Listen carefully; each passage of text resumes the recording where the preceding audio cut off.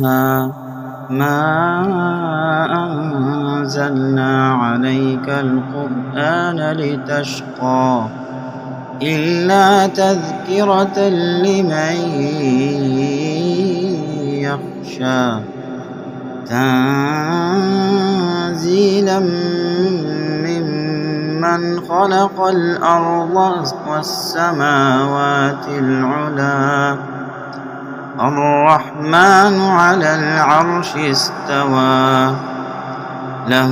ما في السماوات وما في الأرض وما بينهما وما تحت الثرى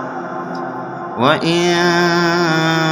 تجهر بالقول فإنه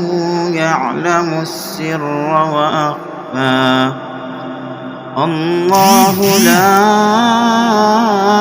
إله إلا هو له الأسماء الحسنى وهل أتاك حديث موسى إذ رأى نارا فقال لأهلهم كثوا إني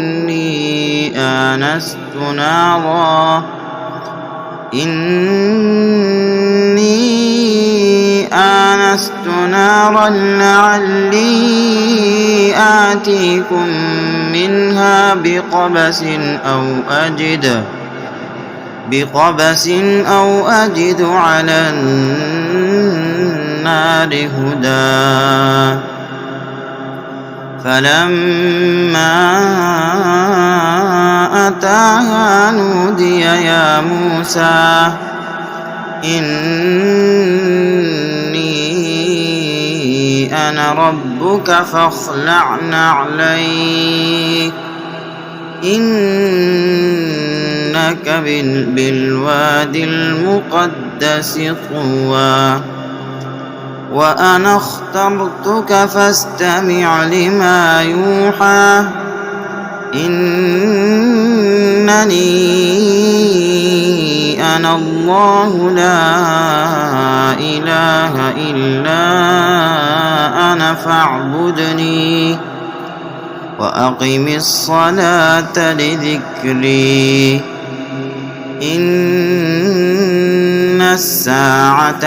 آتية أكاد أخفيها لتجزى كل نفس بما تسعى فلا يصدنك عنها من لا يؤمن بها واتبع هواه فتردى وما تلك بيمينك يا موسى قال هي عصاي أتوكأ عليها وأهش بها على غنمي ولي فيها مآرب أخرى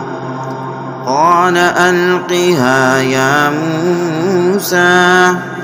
فألقاها فإذا هي حية تسعى